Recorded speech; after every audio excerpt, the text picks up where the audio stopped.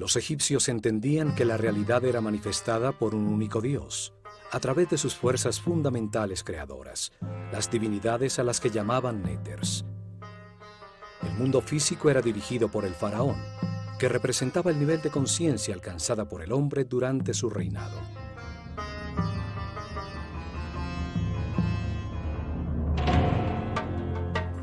El faraón era la encarnación del Ka real, un mismo espíritu que evolucionaba reencarnando de faraón en faraón. Esto lo convertía en una divinidad intermedia entre el hombre y Dios, encargado de conservar y perfeccionar el orden en el mundo físico egipcio.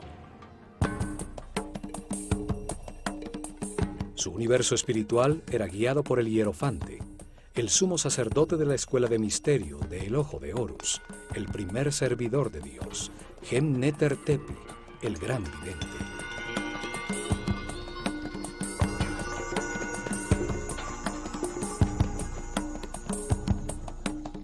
Su símbolo era una serpiente con 2 piernas y el disco solar en la cabeza, la imagen de la eternidad, la sabiduría y la regeneración física.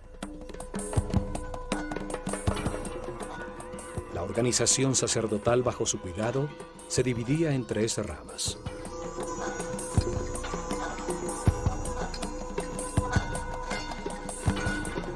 La primera se encargaba del conocimiento verificado.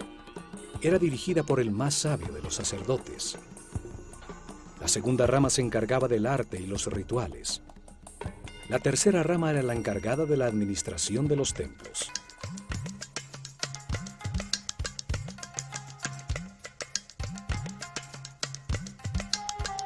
Los sacerdotes del conocimiento eran los pedagogos encargados de preparar los herederos de su casta. Ellos transmitían las verdades heredadas desde los orígenes de la Escuela de Misterios en la desaparecida civilización atlante. Verdades ya verificadas sobre el funcionamiento del universo.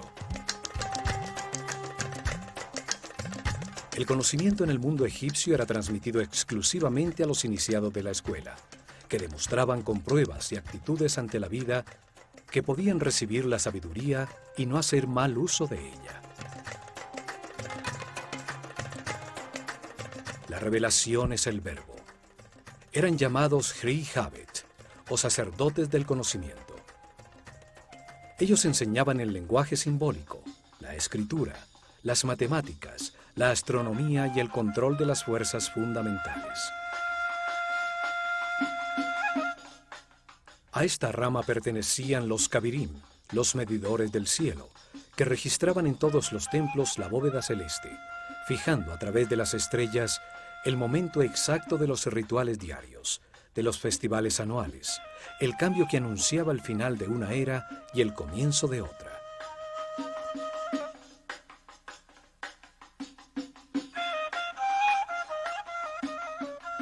La segunda rama se encargaba de producir las obras de arte, del diseño arquitectónico y la construcción de los templos, de la dirección de los talleres donde los iniciados, ayudados por artesanos del pueblo, fundían las esculturas simbólicas.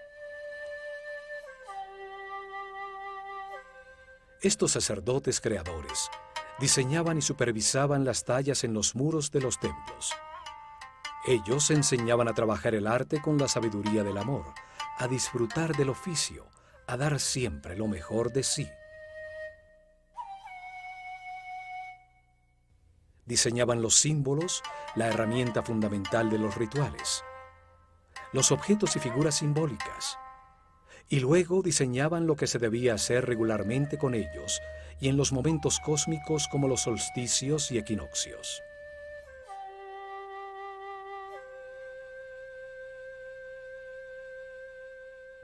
Diseñaban los rituales, lo que debía percibirse a través de las sensaciones en un recorrido espacial sin intervención de la razón. Las acciones necesarias para producir seguridad en el pueblo y generar una energía especial en los participantes.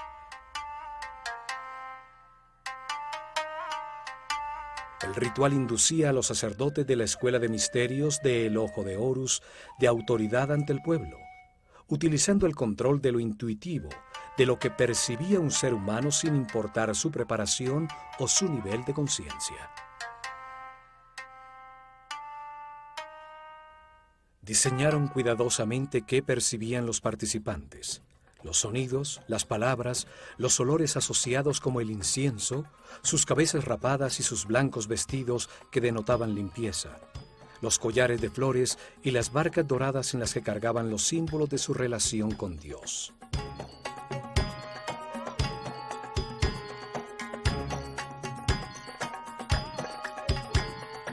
Utilizaron el ritual para transmitirle al pueblo la jerarquía y el orden de la sociedad que organizaron, utilizando sencillas herramientas como la riqueza de los vestidos, su vistosidad, la ubicación de los participantes o su cantidad.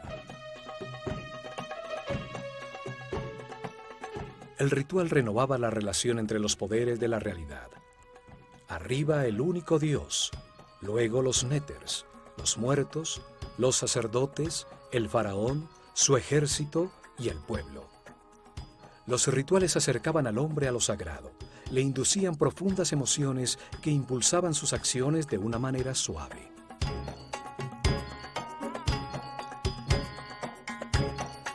La tercera rama administraba el día a día en todos los templos. Organizaban los cultivos, el recibo de los suministros, la preparación de las comidas, la limpieza de todos los recintos en una sociedad comunitaria. Utilizaban en su base un grupo de sacerdotes temporales llamados los Huab, los puros, hombres del pueblo que durante un mes al año servían en los templos, haciendo las labores diarias menores para luego retornar a sus actividades habituales.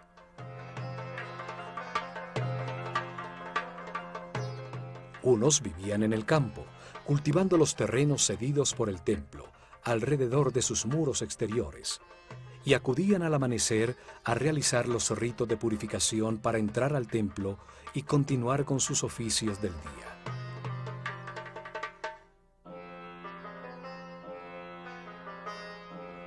Otros vivían en el pueblo alrededor del templo y trabajaban el resto de su tiempo en la administración estatal. Carpinteros, obreros y albañiles reparaban y ampliaban al templo siguiendo esta modalidad de trabajo temporal rotativo.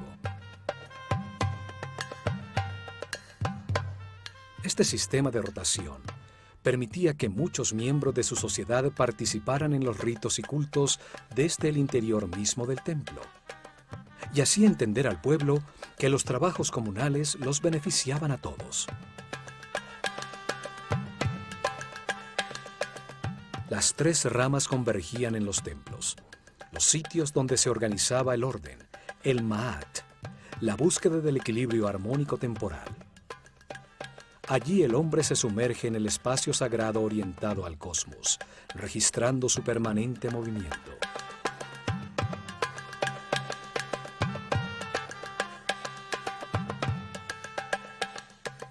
El templo era el instrumento para preservar el orden.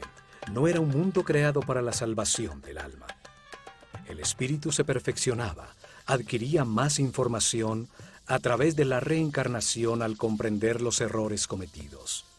El error era un instrumento de aprendizaje, no se necesitaba salvarse de él.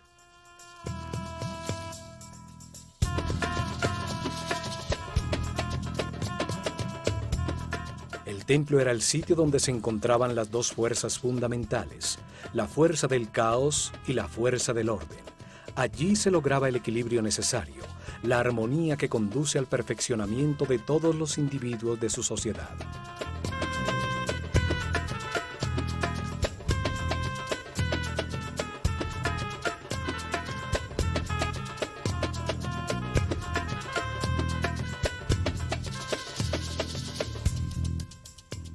Este concepto es claramente expresado en el templo de Komombo, dedicado simultáneamente a Sobek, la fuerza del caos, la que induce al error, y a Horus, el símbolo de la conciencia permanente y la sabiduría. En este templo los iniciados de la escuela comenzaban su perfeccionamiento espiritual. Aquí llegaban a trascender el miedo y las conductas automáticas del instinto de defensa, a controlar el chakra raíz. En este templo les enseñaban la existencia de la ley de la naturaleza, unos códigos divinos que producen una reacción automática para defender la vida, necesarios cuando se está en la animalidad, pero que hay que controlar para acceder a los niveles superiores de comprensión. No se puede ser sabio teniendo una serie de conductas automáticas o reacciones agresivas descontroladas que le hacen daño a las relaciones que mantenemos con todo el mundo.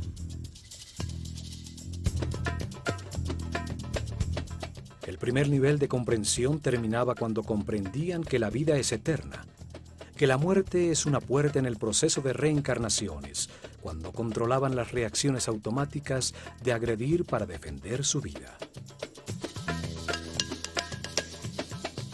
Lo demostraban al pasar vivos la prueba de la muerte, en el centro conceptual de los dos altares, como veremos en este programa, demostrando su audacia, seguridad y confianza ante la perfección de todo lo que sucede en el universo.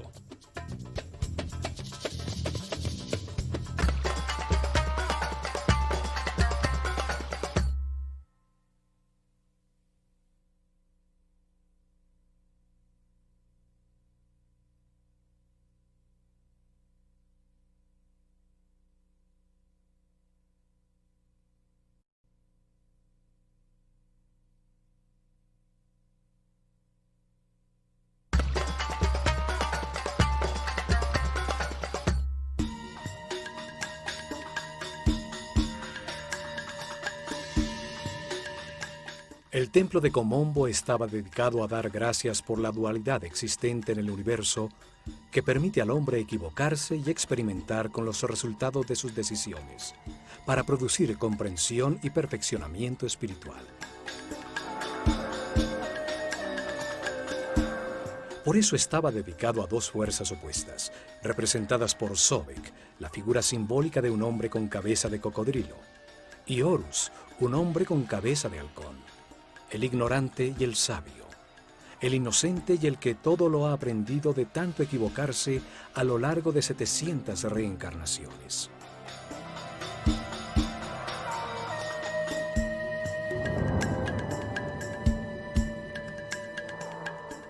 Situado sobre el Nilo a 48 kilómetros al sur del templo de Edfu, muy cerca a los 25 grados de latitud norte y a los 34 grados de longitud este, se encuentran las ruinas del templo tolemaico de Komombo, llamado antiguamente Pa-Sobek, el dominio de Sobek, la fuerza simbólica representada por un cocodrilo. En este sitio no existe un gran complejo como en Edfu o en Dendera.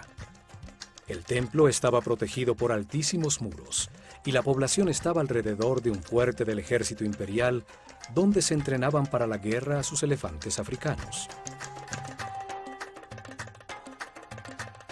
Allí, desde tiempos muy antiguos, a un lado del desaparecido fuerte, existió un templo dedicado a honrar la polaridad, la dualidad de todo en este mundo. Durante las dinastías tolemaicas, el templo fue reconstruido y son sus ruinas las que llegan hasta nuestro tiempo. Komombo estaba orientado 43.5 grados al sureste, hacia la estrella Alfa Centauri, una estrella de la bóveda sur que anunciaba la salida del sol en el equinoccio de otoño. El templo, dividido por toda la mitad, estaba dedicado por igual a Sobek y a Horus, los dos extremos del camino de perfeccionamiento.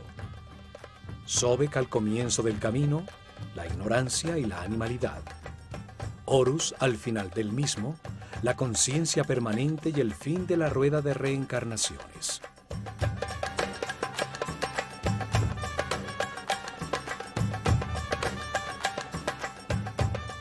Al frente, un patio descubierto, conformado por las ruinas de las 16 columnas de un sombreado corredor cubierto. Hasta aquí podía entrar el pueblo. Un símbolo en las columnas lo autorizaba. El signo del ave sobre la media circunferencia, alabando al faraón. Al fondo se ve una de las torres que aún permanece del muro exterior. Tallados en sus muros vemos las dos figuras simbólicas enfrentadas, y al faraón Ptolomeo V, el que ordenó la reconstrucción del templo.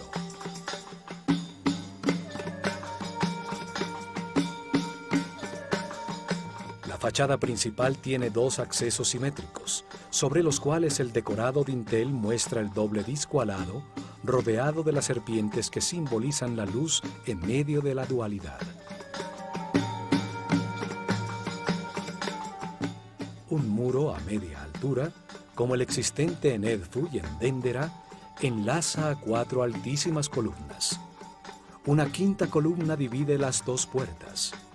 El pílono cerraba el patio descubierto, permitiendo a sus visitantes vislumbrar la fachada interna desde las dos puertas simétricas.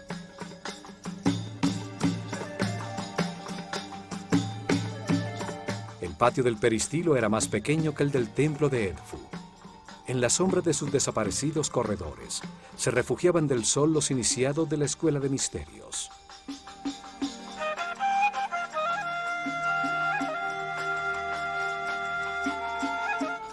En el lado derecho del templo están los restos de lo que fue la pequeña capilla dedicada a Hathor.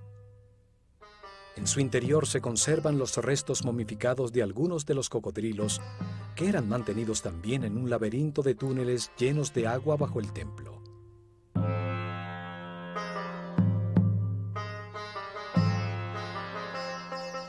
El cocodrilo es uno de los animales más duros y resistentes. Su piel es muy densa, es como el metal de los animales. Los egipcios asociaban esta dureza al máximo estado de materialización, un nivel muy lejano de la espiritualidad. Allí comienza el espíritu su camino de liberación de las limitaciones materiales a medida que va comprendiendo cómo funciona el universo.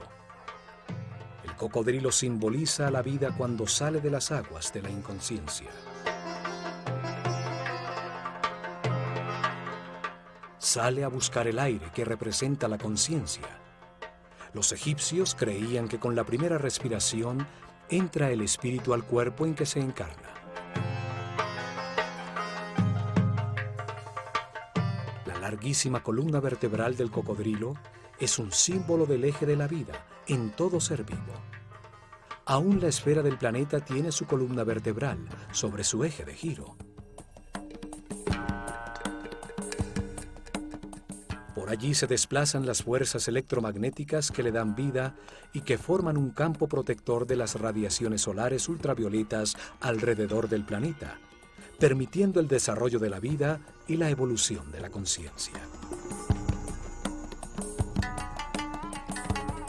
Sobek, el cocodrilo, y Tuaret, la hipopótama, representaban en sus mapas celestiales a las estrellas circumpolares que, situadas sobre el eje de giro del planeta, brillan fijas por miles de noches sobre los polos.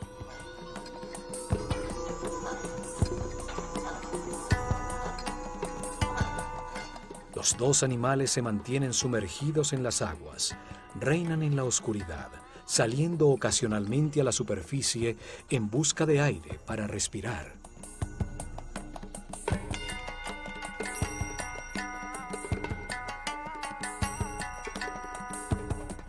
Las aguas representaban al caos, que luego renueva la vida.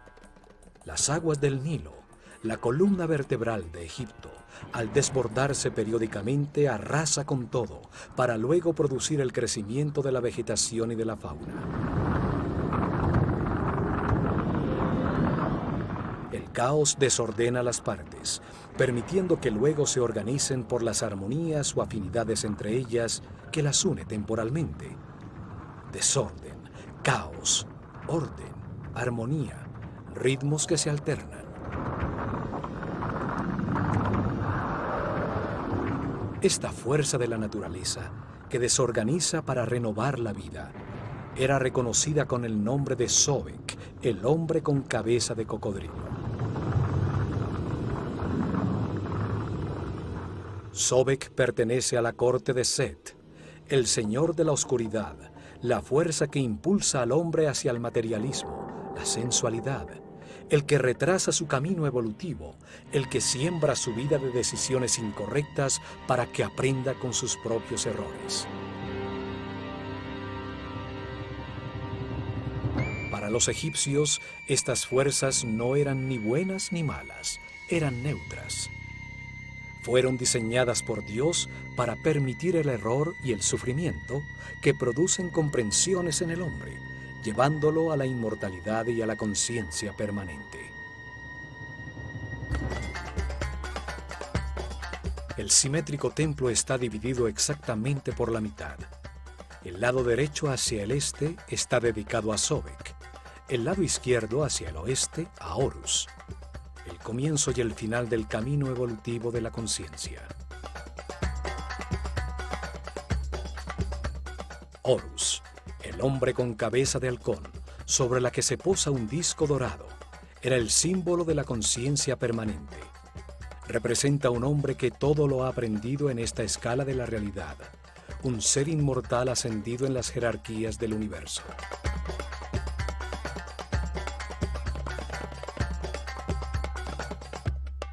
Se encuentra al final del camino de perfeccionamiento, cuando el hombre se convierte en un maestro ascendido, un iluminado que se dedicará a otras misiones en el universo.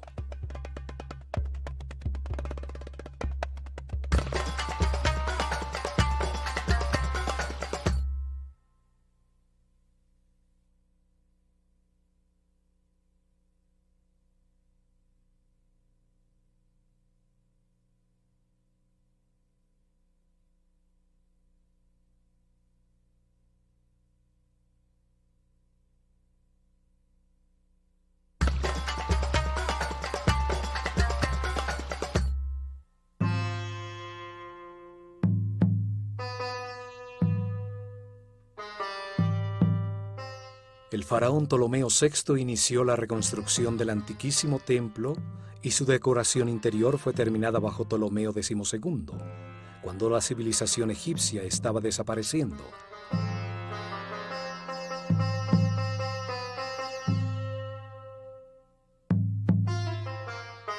Al cruzar la fachada de las 5 columnas con sus muros intercalados hasta media altura, se accede al salón común a Sobek y a Horus, el llamado Casa de la Vida. Es un mundo simbólico, allí donde los iniciados recibían enseñanza y producían sus artes y escrituras. Interactúan las dos fuerzas opuestas. 10 altísimas columnas con capiteles florales sostenían el más alto techo del templo. Aquí los iniciados escucharon de sus maestros que para avanzar en el camino espiritual se requiere construirse una voluntad inquebrantable. Hay que querer hacerlo de manera consciente. Las primeras lecciones y ejercicios estaban destinados a lograr hombres de templanza. Una estricta disciplina era necesaria para estudiar, para controlar los miedos, para dominar las pasiones. Poder hacer y abstenerse es doble poder.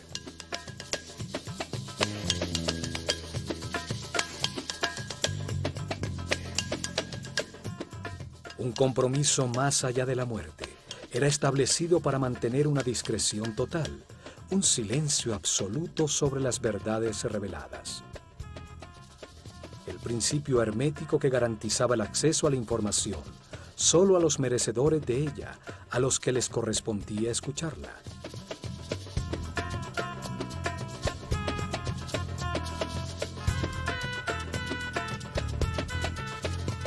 Se les revelaba que cuando aún no existe la conciencia y el libre albedrío, se necesitan los instintos, las conductas y reacciones automáticas.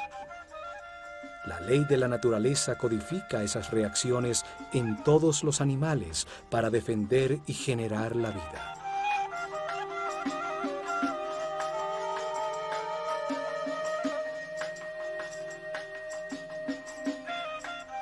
Pero cuando se nace como un ser humano y se quiere abandonar la animalidad original, hay que tomar control y conciencia.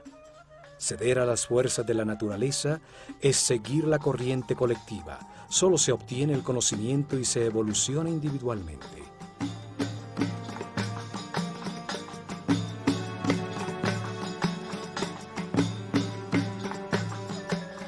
penumbra de este salón, aparecían desde sus respectivos santuarios relucientes las figuras doradas de Sobek y Horus a la vista de los iniciados, para iniciar las procesiones en los festivales, en los solsticios y equinoccios.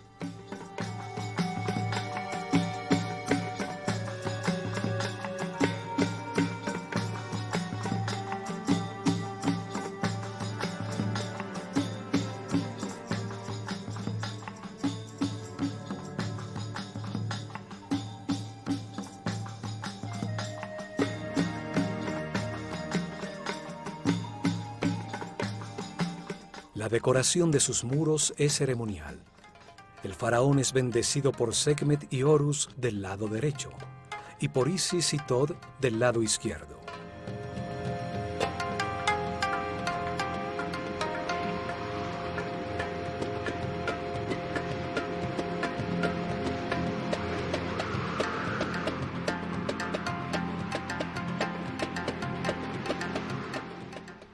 Otro mural similar existe del lado de Sobek, resaltando la igualdad de las divinidades sin importar sus condiciones polares, de buenas o malas, luz u oscuridad. Las fuerzas opuestas existen para moldear la conciencia del hombre, para que aprenda con el resultado de sus propias decisiones.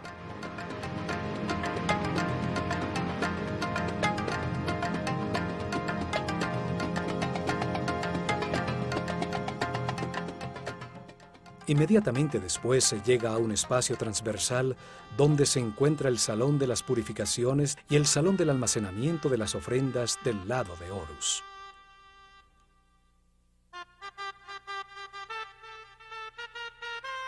Antes de la salida del sol, los sacerdotes se bañaban en las aguas del pozo o del lago sagrado del templo, recibían el humo del incienso y mascaban natrón, una especie de sal, en un ritual diario de purificación.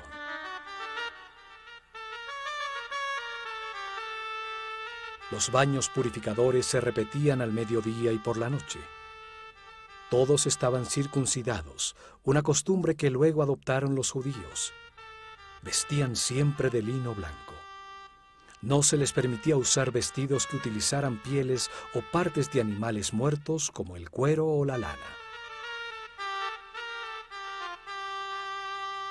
La excepción era la piel de leopardo, que utilizaban los altos sacerdotes, los sem, sobre los hombros, y el pelo trenzado a un lado de la cabeza como una marca de su condición.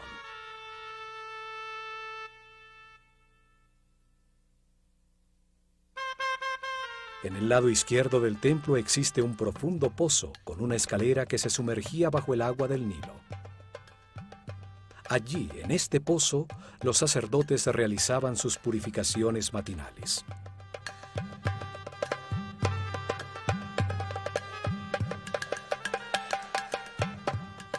Una apertura superior permitía que el agua llenara un pequeño acueducto que mantenía con agua una pileta no muy profunda en el lado izquierdo del templo, donde los cocodrilos consagrados a Sobek retozaban.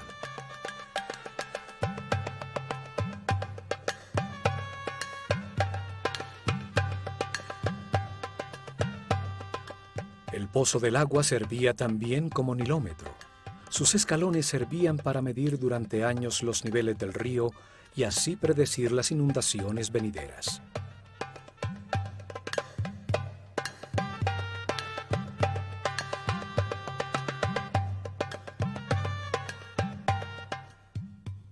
En los muros de Komombo quedaron los registros de los festivales anuales que se realizaban en todos los templos de Egipto. Las procesiones rituales que llevaban las figuras simbólicas por el río de un templo al otro, mientras el pueblo con collares de flores cantaba y bailaba.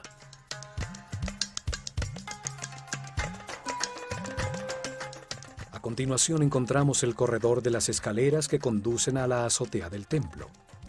El esquema es igual al de los templos de Dendera y Edfu.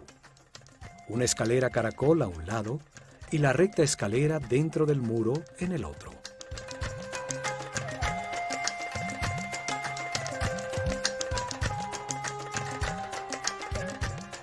Desde allí se llega a la antecámara de los dos santuarios que tienen a cada lado un salón, donde se guardaban las barcas de oro, de Sobek y Horus, utilizadas por los sacerdotes para movilizar sus figuras simbólicas en las procesiones de los festivales.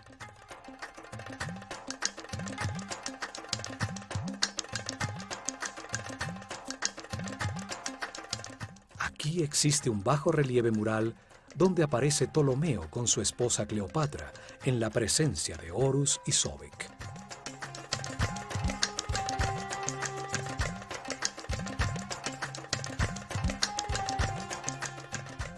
En esta antecámara se consagraban las ofrendas del pueblo. Consideraban que si no se retroalimentaba a Dios con estas ofrendas, su fuente de energía se agotaba, sobreviniendo el caos. Era una forma de agradecimiento por lo recibido y una forma de confianza por lo que vendrá. Diariamente llegaban al templo pan, cerveza, frutas, vegetales, miel, aceite, perfumes, velas, sal, natrón y telas de lino, que los sacerdotes recibían en el salón de las ofrendas, y luego colocaban en la antecámara como una manera de agradecer a Dios por su abundancia.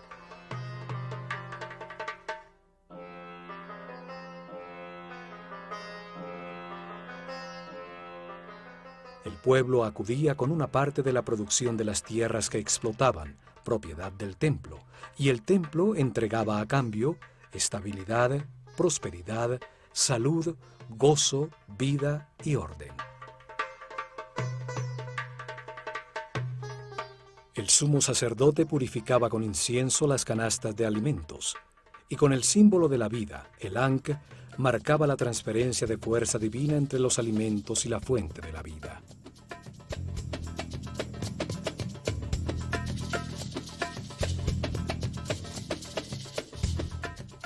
Una vez consagradas las canastas con los alimentos, eran llevadas al exterior de la casa de la vida, al patio de los peristilos, donde se distribuía entre todos los habitantes del complejo religioso.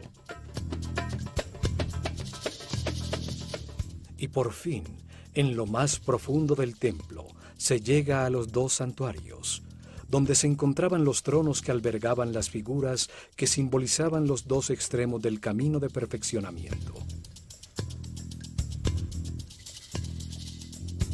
Los rayos del sol, al amanecer, desterraban la oscuridad, permitiendo al sumo sacerdote del misticismo abrir las puertas del santuario y prender incienso en su interior.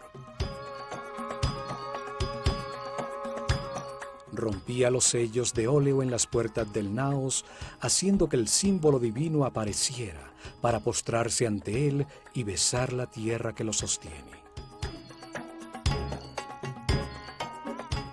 Afuera, en la penumbra del salón de las apariciones, los discípulos cantaban himnos religiosos y se ungían con mirra, aceites, linazas y canela, comenzando la primera meditación del día. En el interior del templo, los asistentes del sumo sacerdote organizaban la arena del piso, barriendo las huellas de los pies, cerrando tras de sí las puertas que desde el salón de las escaleras conducía a la antecámara hasta la siguiente mañana.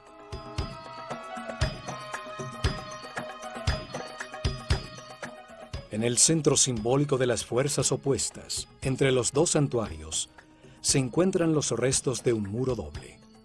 En su interior quedaba un espacio secreto. Al lado derecho de este espacio se encontraba el santuario de la luz, y al lado izquierdo el de la oscuridad.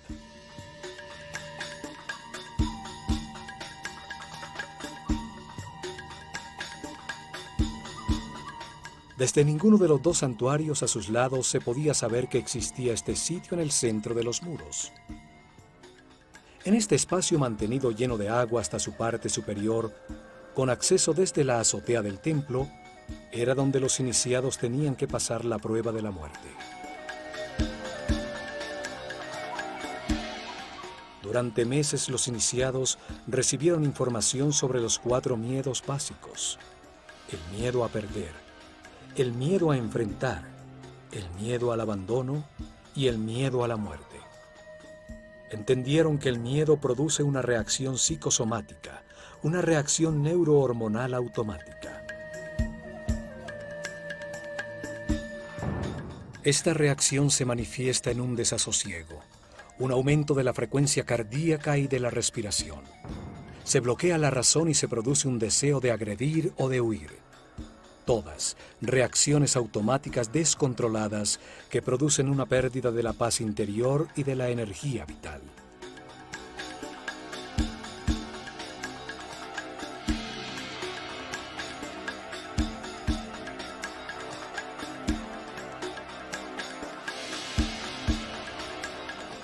Comprendieron que el miedo es producto de una mente que se sale del tiempo presente y se va al futuro, a un tiempo que no existe, para producir un suceso imaginario en el que se pierde algo o alguien o hay que enfrentar algo. Aprendieron a disciplinar la mente de manera voluntaria y consciente, dirigiéndola con pensamientos seleccionados. Aprendieron a conservarla siempre en el tiempo presente, el único en el que se puede decidir y actuar.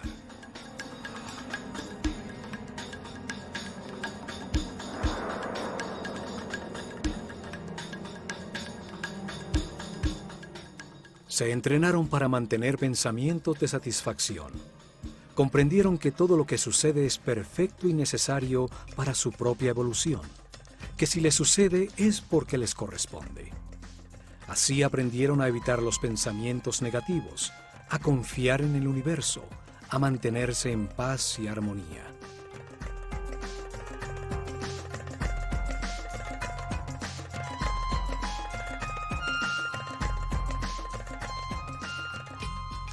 Hasta que sus maestros determinaban que era el momento de probar lo aprendido, lo ejercitado durante meses.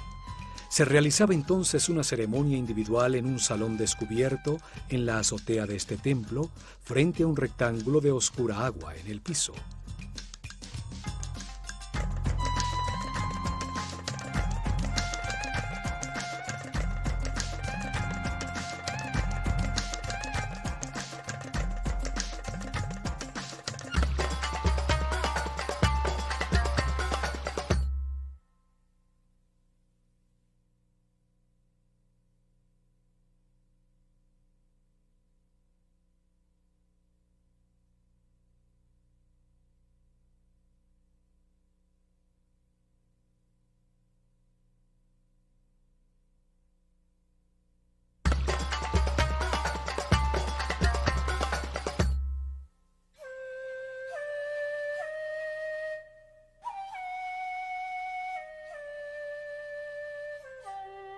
Al comenzar el día, después del baño de purificación, el discípulo y su maestro ascendían por la recta escalera hasta la azotea, llegando al descubierto salón de las ceremonias frente a un rectángulo de agua en el piso.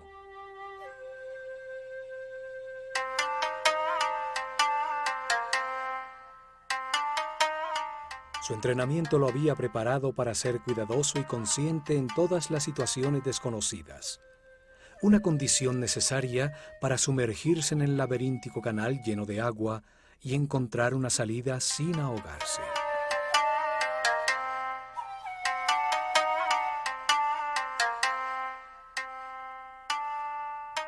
Había llegado la hora de demostrar su compromiso temerario, para llegar o morir. La duda ya no existía. Retroceder sería precipitarse en el abismo y abandonar el camino del sacerdocio.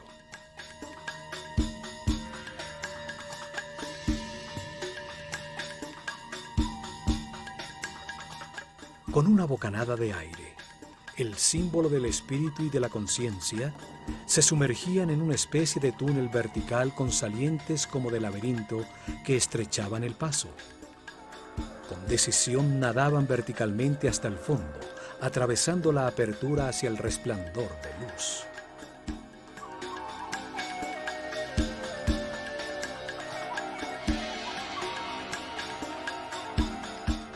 Se encontraban en un estrecho tanque, donde se veía la silueta recortada contra la luz del sol de un enorme cocodrilo. Se puede imaginar el miedo que puede producirse y el control que había que tomar sobre la mente para permanecer en calma y examinar a su alrededor.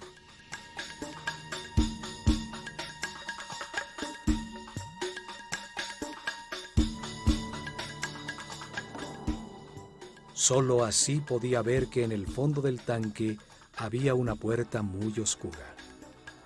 Convencido que era más prudente eludir los cocodrilos, con fuerza se introduciría en el estrecho túnel.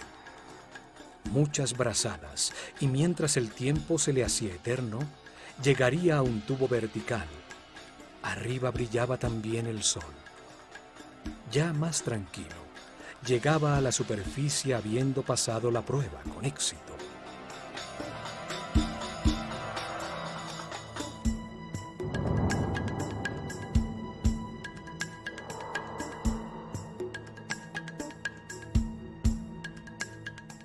Pero algunos, presa del pánico o en un estado de arrojo irracional, habían emergido rápidamente al lado del cocodrilo, que era mantenido muy alimentado para evitar que atacara, para enterarse que habían fallado la prueba, que la salida no se encontraba pasando al lado de la bestia.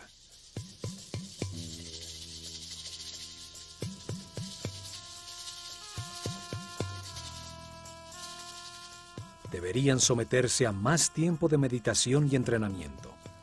Ejercicios respiratorios para volver a enfrentarse a esta ceremonia, esta vez sabiendo que en el otro lado habría un cocodrilo esperándolo.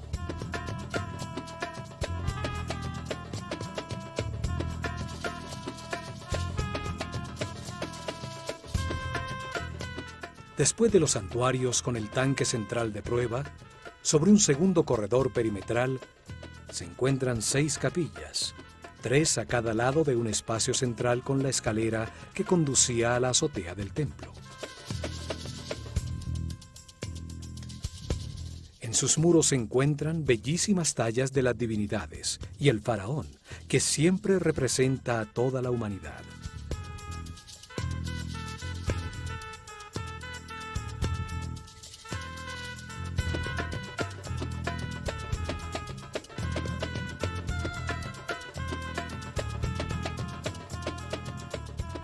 En este corredor perimetral se encuentra la famosa escena donde el emperador Trajano se arrodilla ante Imhotep, el arquitecto de Saqqara, quien presenta una serie de instrumentos quirúrgicos, curetas, fórceps, sierras quirúrgicas y escalas farmacéuticas.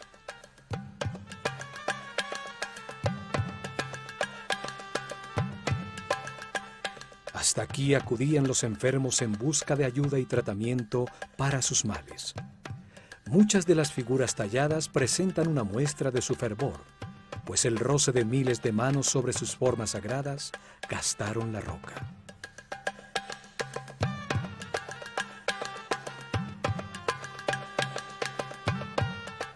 En este muro también se encuentra tallada una puerta simbólica que existe en la mente de todo ser humano.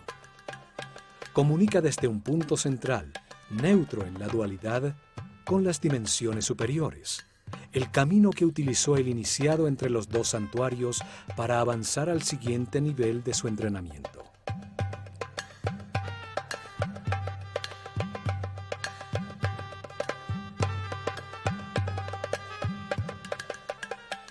Al lado izquierdo se encuentra Sobek, con una vara rematada por la figura de un león, el más perfecto de los animales, y a la derecha, Horus, con un cuchillo con piernas humanas, símbolo del camino de sufrimiento y autocontrol de todo ser humano para llegar a la condición de maestro ascendido.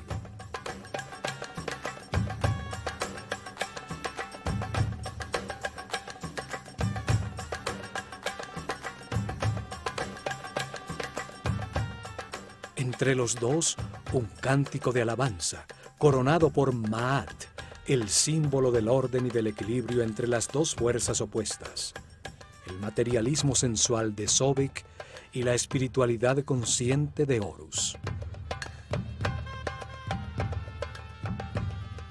Maat, el orden, sostiene el cielo, y a su alrededor se encuentran las figuras repetidas sobre sí mismas que simbolizan el movimiento de los 4 vientos, el león, el halcón, el toro y la serpiente de muchas cabezas, las fuerzas del destino al que está sometido todo hombre.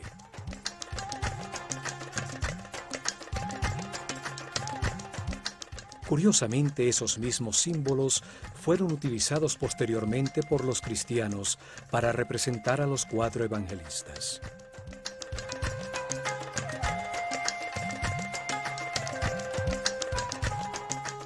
El diseño simbólico de este templo, dividido simétricamente entre la luz y la oscuridad, donde los iniciados demostraban el control de su miedo a la muerte al atravesar por un punto centro, neutro, en medio de la polaridad, deja muchas enseñanzas.